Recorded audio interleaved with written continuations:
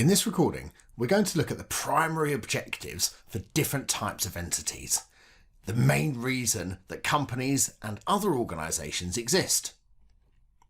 So we'll start by looking at profit-making entities, standard companies. And this hopefully will be stuff you're pretty comfortable with already, maximising shareholder wealth. We're then going to look at not-for-profit organisations, things like charities or the public sector, and considering why they exist and how it gives us a few more challenges than a profit-making company. And then we're going to look at some calculations and analysis around mainly profit-making entities here.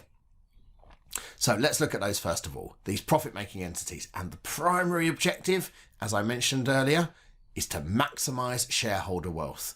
The reason you exist as a profit-making company is to make your owners richer.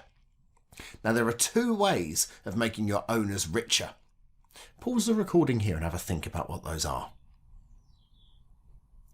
Okay, now the two ways you can make your shareholders richer is to give them money today, a dividend, cash today, or reinvest it in the business. And by reinvesting it, you make the company worth more and the share price grows. So there's two ways of making your shareholders richer. I'll give them cash now as a dividend or reinvest the cash so the share price grows. So that leads us on to this point about what's more important for a profit-making company. Is it cash or profits? Well, although the name is profit-making entity, it's actually the cash that is way more important. You need cash if you're going to pay a dividend, and you need cash if you're going to reinvest in the business. So of those two, cash is much more important. So that links us to net present value. You'll have probably met net present value in earlier studies. This is an analytical technique looking at project appraisal and deciding whether or not to go ahead with a project or an investment.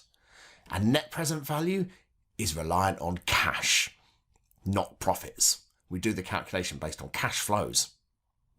This makes net present value a really powerful tool because it links back directly to our goal of maximising shareholder wealth. It's the best way for a company to make decisions.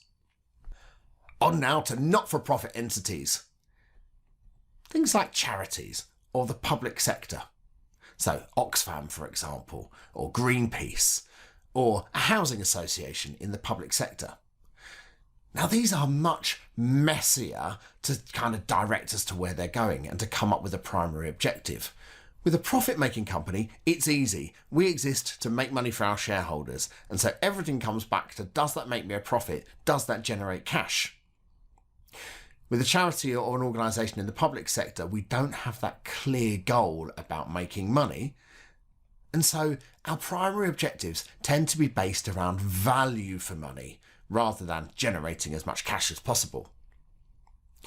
And there are three ways of looking at generating value for money. The first of them, economy, which means to start off with as few resources as possible. Next, be efficient and turn those few resources into as much output as possible.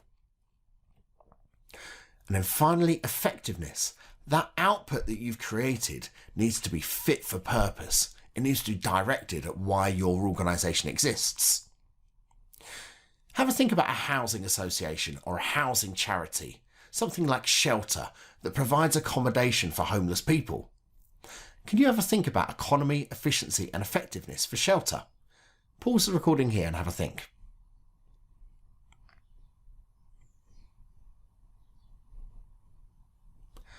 So Shelter, a housing charity, economy for them, well, they're having to rely on donations and from individuals and grants from the government. So they are by definition starting off with not very much because it's hard to generate that money.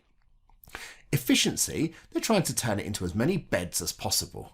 So convert those scarce funds into as much bed space and also perhaps food, soup kitchens, this kind of thing as possible.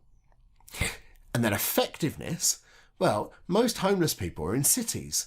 So there's no point creating loads of homeless shelters in the countryside because they're not fit for purpose. You need to create as much resource as possible in the city centres because that's where the need is.